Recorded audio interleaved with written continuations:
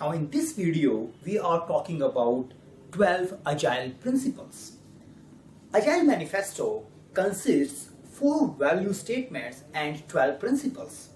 These principles elaborate the values further. We can visualize value as a core element of our Agile way of developing things, and the principle is a layer on this values, the 4 values which guides us further in doing things. Now there is also practices. When you are working in Agile, you need some steps, some rituals by which you can implement these principles and values in your day-to-day working. Now Agile Manifesto is not giving you those practices. Those practices are coming from various methodologies. For example, daily stand-up or a daily Scrum meeting. It's a practice given by a given methodology. For example, Scrum is saying that do a 15-minute daily Scrum every day. Now, it's a practice.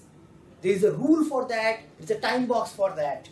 Why we are doing it? Because we are focusing on implementation of individual and interaction over process and tools. We are thinking of creating a self-organizing and self-managing team by way of practicing daily stand-up.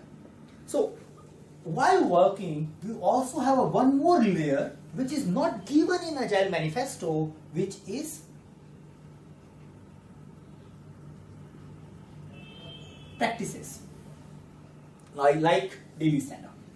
Now in this video, we are talking about the 12 Agile Principles. Now these principles are important from your PMI-ACP exam point of view.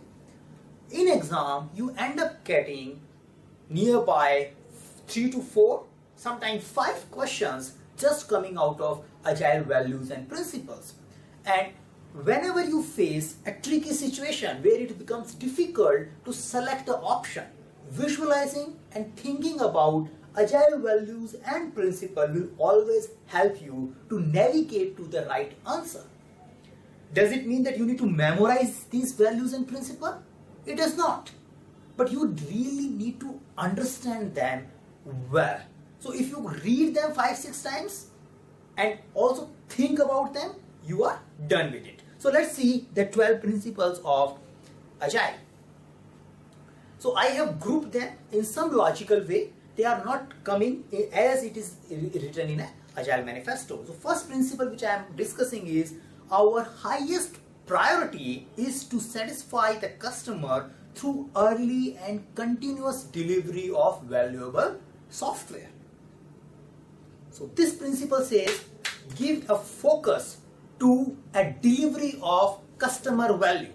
Don't do other waste activities in between of the development process. So try to focus on customer value more. Second principle, delivering working software frequently from a couple of weeks to a couple of months with a preference to a shorter time scale. Now this principle says that we need to give working software to the customer soon, quickly, like in the shortest possible time frame. When you implement Scrum gives you a practice of iterations or a sprints where there is a rule that a one sprint cannot be beyond 30 days. So that is a manifestation of this particular principle by way of following a sprint or a time boxed sprint practice. Third principle, working software is the primary measurement of progress. So during Agile value, we spoke about working software over comprehensive documentation. In this principle, also we are saying that don't measure the progress on the basis of documentation or some functional milestones like signing of a requirements, baselining of a design. Only measure the progress on the basis of number of functionality done or a number of stories completed as per your definition of done. So out of 100 features, the number of features which are completed, again you can weight also these features on the basis of their size, are the only one which will give you the progress measurement. So you should measure the progress only on the basis of completed work.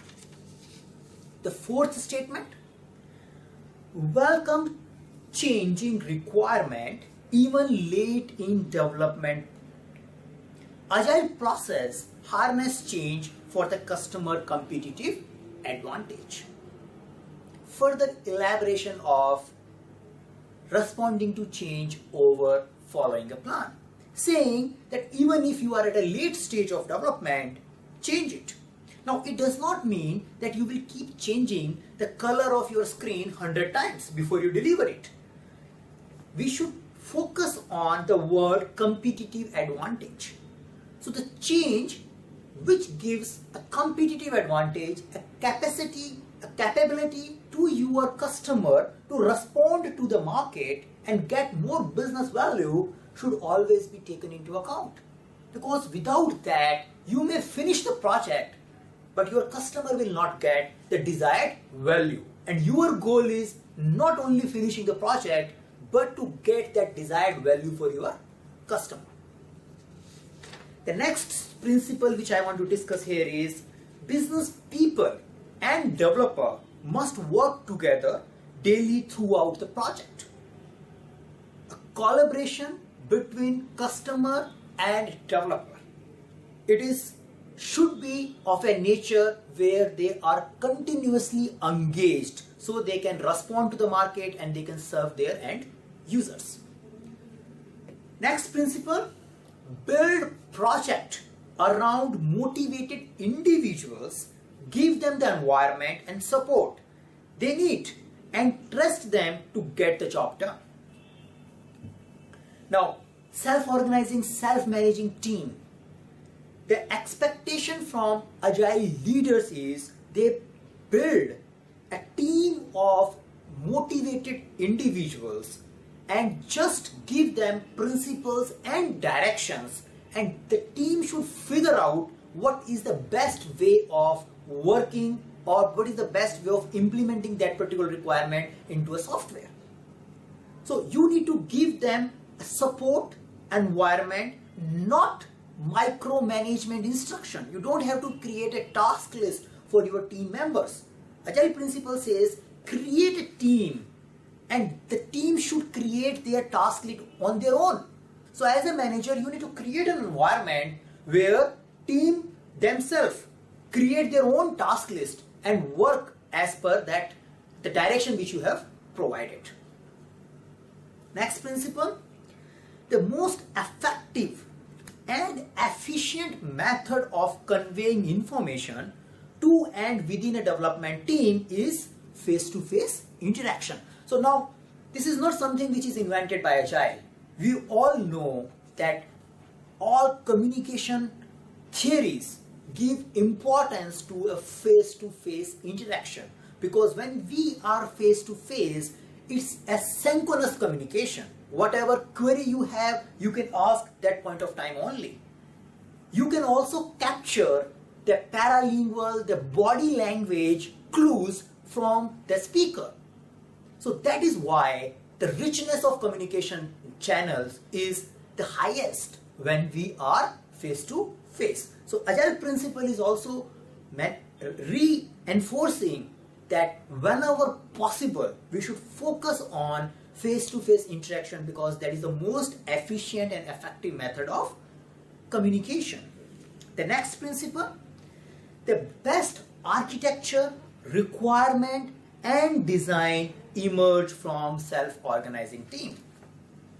Now, the belief is you don't need to have a very sophisticated tools and templates to create good design, capture the requirement. If you really create a self-organizing, focused and motivated team, the right requirement and right design, the best requirement and the best design will emerge from it. So don't try to enforce a method of capturing requirement and design. More focus on creating the team, and your requirement and design will emerge out of it. So best requirement will emerge out of it. Next principle which I want to talk about is agile process promote sustainable development. The sponsor, developer and user should be able to maintain a constant pace indefinitely. Now what does it mean? It says that implementation of Agile should be done in a way where there is a rhythm of working, and people who are working in an Agile team are equally loaded, or they are working in a way which is sustainable for indefinite time. We should not be creating an environment where people are working 3 days overtime and relaxing 2 days. We should create, that the Agile principle says, create an environment where people are working at a sustainable pace, a pace on which they can work indefinitely. Now what is the definition of sustainable pace? Is it 30 hours, 40 hours a week? That depends upon your environment. But whatever the number works for you, whatever the environment works for you, it should be which can remain indefinitely, because that gives a predictability in a development process. Next set of principles: continuous attention to technical excellence and good design enhance agility. Now you must have realized by now that in Agile we are talking about incremental and iterative development. We are talking about emerging design. Now a lot of time team does a mistake forgetting about this particular principle. They keep doing things incrementally and iteratively, but they don't refactor the code. They don't follow the design and coding rules which can impact their future agility. Like you made some screen and you demoed it to the customer. Customer said that I need few changes, because you are demoing it at every end of every iteration. Rather than following a systematic way of implementing those changes, you took a shortcut. You just implement it on a GUI layer. The business layer, database layer were not updated as per the requirement. Now, what happens? This creates a spaghetti code or a technical depth. In future, if you need to maintain that particular work further, it will take more time. At one point of time, your future agility will come in danger because of the quality of code you have in your system. So in order to achieve future agility, it is always recommended to have a code which is of intrinsic quality, like internal quality of your software should be good, and that is where it is saying we need to put a continuous attention to technical excellence and good design in order to enhance our agility. A very interesting principle from exam point of view, you keep getting this many times. Simplicity, the art of maximizing the amount of work not done, is essential. Now, what does it mean? The statement looks very confusing. It means that if you have 100 requirement, you are not going to get value out of all those hundreds. There may be 20, 30, the Pareto principles, 20% of the things give the 80% of the value, can be also applied here. So you need to find out a way by which you can simplify your work. And what is the definition of simplicity? Identify what all work you can remove from your project. The art of maximizing the amount of work not done. So not required to be done. So in a simplicity, you try to avoid the work which is not giving a value to your end users. And that is a definition of simplicity given in the Agile manifesto as a form of principle. Simplicity, the art of maximizing the amount of work not done, is essential. Final principle: at a regular interval, the team reflect on how to become effective, then tune and adjust its behavior accordingly. Now, this principle enforces the importance of doing retrospective. Now, since we are saying we are doing rolling wave planning, the utilization of rolling wave planning can only come if we really adapt in our future plans. If we are just following the vision which we had initially, then the maximum, we are not utilizing the benefit of rolling wave planning. Now, what all we should change in our upcoming sprints or upcoming iteration, we can only identify by way of reflecting. So at a regular interval, we need to reflect how to become more effective and tune our future plans in order to implement those identified action. So most of the Agile methodology talks about a practice of retrospective. So in a Scrum, we have a sprint retrospective to implement these particular principles. These were the 12 principles which are part of Agile Manifesto. A good set of statements to keep in mind in order to get a feel of the Agile principles and philosophy.